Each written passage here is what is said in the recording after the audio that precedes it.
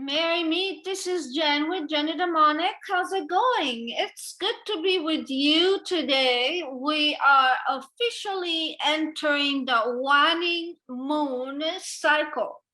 And for all of you who are new to my channel or are just bumping onto my channel and you don't know what this channel is about, we discuss magic.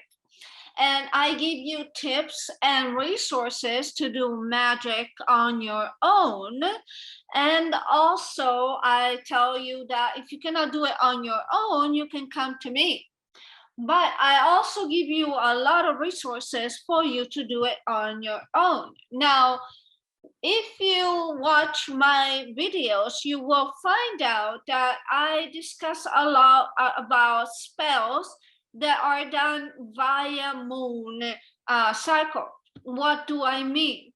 Some spells can be done, or let's say slightly more successful if done on waxing moon, and some spells are slightly more successful if done on waning moon. So from a caster perspective, if you are trying to renew a relationship, start a new business, anything that's new, it's always good to start anything that's new and fresh during new moon. If you are trying to bring someone to you, increase their love, increase the bond between the two of you, anything that has to do with love, it is usually best to be doing that type of work between new moon and full moon. So that's the waxing moon, like waxing moon. If you are trying to break people up or banishing someone or trying to get rid of someone or anything that has to do with sending negative energy, cursing, for example, on someone, it is best to be doing that type of work. Let's just say start that type of work during waning moon. So waning moon is where we are now. The moon decreases in size, and that's a good starting point for negative spells such as breakup spells, banishing spells, hot foot, or cursing or jinxing. Now, if I want to be very clear, because I've had a few questions from clients over the weekend in regards to, can you do a love spell? Say you're in waning moon and the moon decreases in size. Yes, you can. I would say that if your situation is time sensitive, and you're trying to get something off the ground with somebody, you shouldn't worry about the moon cycle. Things will take on anyways, but just be mindful that you might have to repeat that spell. You might want to do something in waning moon, even though it's a love spell. In the meantime, the energy kicks in anyways, because I've seen results of a love spell, even though it was waning moon, and it didn't really matter. Sometimes it matters, sometimes it doesn't. I would say that for the most part, it's the target that matters. But if you feel like you are in a time-sensitive situation and you want to send that energy, you should not care about what moon cycle you're in. And also to that, I also add another piece of information for you. I would say that waning, waxing, or new moon cycle, I would say that it's more important for cursing negative breakup spells than it is for love spells. I would say that for cursing negative breakup spells, you can you can start those. You can start those pretty much at any point in time of the moon cycle. And especially if you order from us, I mean, we cast those for like 3 or 4 weeks sometimes. You are bound with our casting to hit. a new moon cycle that it's not appropriate to that casting. You know, it's fairly normal. I would say though that if you are trying to break someone up or getting rid of someone, again, if it's time sensitive, don't wait for the moon cycle. But just know that when the next waning moon cycle begins, you might have to repeat that spell to give even more energy. So that's sort of like the guidelines for those of you who had the questions about, can I do a spell during a moon cycle and which one? You can do any spell at any moon cycle whatsoever because the energy is sent anyways. Just know that if you're not satisfied with the amount of energy you're sending, you might want to repeat that spell in the appropriate moon cycle. But in the meantime, you have sent over some energy. So it's not like it's in vain. It's not like it doesn't work. You know, you're still sending something. So that is, you know, that answered the questions of some of my clients that they had over the weekend. I just want to remind you that because we are in waning moon, I have a new product. It's called the Coffee Nails Curse. I don't recommend you working with coffee nails. That is advanced level magic. It has a lot of things there that I would not recommend a beginner to do. So that one, I suggest you leave it to me. And it's on our site. I cast that for 2 weeks and I send you a little video with all the information that you need to know about the targets you are wanting the spell on. I highly recommend the Coffee Nails Curse if you've never had it before, because you should, you know, for the purpose of YouTube, I have to keep it light. So you should just read the description of the Coffee Nails Curse on my site. And I'll leave it as that. It's very powerful, so don't take it lightly. Today, I want to talk to you about this bad guy, and I've decided that I will make a few videos on hoodoo products that you can use that don't need a formula. You don't have to recite a abracadabra. You don't have to say anything. You just have to use this. This is the hot foot powder. This works when you want to get rid of somebody, but let me get comfortable here. I always like to put myself into a lotus position. That's because I give Reiki a lot. By the way, my Reiki is going to be down here if you want to order it, Reiki to Attract Love or Comprehensive Reiki. You will have to order it on Bonanza. And a lot of clients really love that. So please leave a review also if you do, because I see 30 clients a day, no one leaves a review. So Jen, it's been wonderful. Oh, well, thanks. Can you just write it down somewhere? Anyways, the hot foot powder does not require anything else other than the hot foot powder, but you can use it in many ways. Let's go by order. What is a hot foot powder? This is the bigger version of it. This is like sort of like the warehouse version. We get a lot of this, right? But if you want to purchase the hot foot powder, it's I believe it's like $6 or $7 on Amazon. It's called Madame Yaya hot foot powder. I am not associated with Madame Yaya. I feel like I have to say that.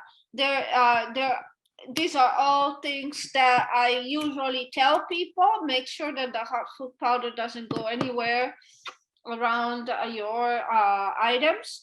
So what does the hot foot powder do? The hot foot powder gets rid of a person from your life, okay? And this alone, most of the times, does the job. How do you use it? There are several ways that you can use it. So first, you're going to buy the hot foot powder. You're not gonna get a big bag like this. You know, we're casters, so we get like special deals, and this is what the bag looks like. In your case, it's going to be a smaller bag, but a little goes a long time with this. You don't really need a lot, believe me. So you're going to have a small pocket from Madame Yaya's hot foot powder, which I think it's actually the best in the business for the hot foot powder. And when you get that hot foot powder, first of all, you have to be very, very careful on how to use it, because otherwise you'll end up leaving. You will end up leaving the situation, whatever situation it is that you're trying to control. So if you just want to use the powder, the best way to use the powder is to make someone move away from you. Get rid of someone physically. So I'll give you some examples, and I actually give you my personal examples because I obviously cannot share client situations. So a few years back, I would say several years back, now it's been what, 10 years? That was before I bought, so 10 years or so. I was living in an apartment, and I had this really, really, really noisy neighbor. Like, we have all experienced that, right? He was waking up. He was a nice guy, but he was waking up in the morning at 7 a.m. to go to work. And before he went to work, he would just like blast his stereo, his whatever, very loud. My wall would freaking vibrate. And I was truly annoyed with that. And the management did nothing about it. This was when I was living in apartments. And so I decided that I would use the hot foot powder on him to make him move. I wasn't that experienced with the hot foot powder at that time. So what I thought was a good idea to do was to put hot foot powder, a spoon of this, mix it with a little bit of dirt, because this is red. And Madame Yaya's powder is even redder than this one. So you mix that one with a little bit of dirt, so it doesn't get so noticed that it's red, because it's going to catch the attention of people otherwise. And then I put it like right where on the pavement, right where his car was, so that when he would open his car on the driver's seat, he would step onto the hot foot powder and to get into the car. So that did not work in this case, because before he could step onto that powder, another tenant from the front stepped onto that powder to come to me and see me, and she got evicted 3 weeks later.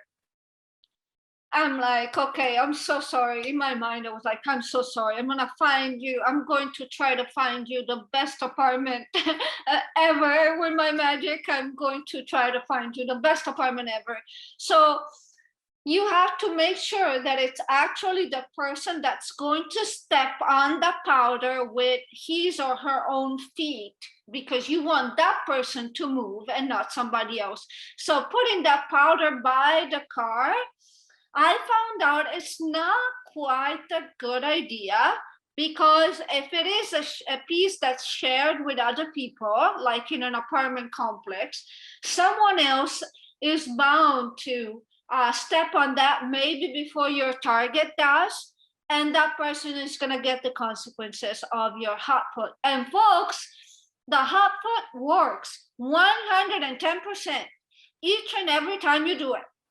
If it didn't work for you, talk to me, because there might be something that you're not doing right. Maybe you're not putting enough hot foot mixed with the dirt, for example. So I would say put like 1 spoon of hot foot, mix it with like dirt, the one that you find in the garden, for example, and mix it together, and then spread it along the door where that person lives. So he or she will just think it's some dirt they came to the doorsteps. And you have to make sure that it's that person that steps on it. If there are other people living in the household, then you're just going to have to be creative and find another solution for that person, and that person only to step on that. Now, what wound up happening is that when I placed the second time, I placed the hot foot powder for that neighbor to move. I stepped on it. Obviously, I did not remember that I placed it.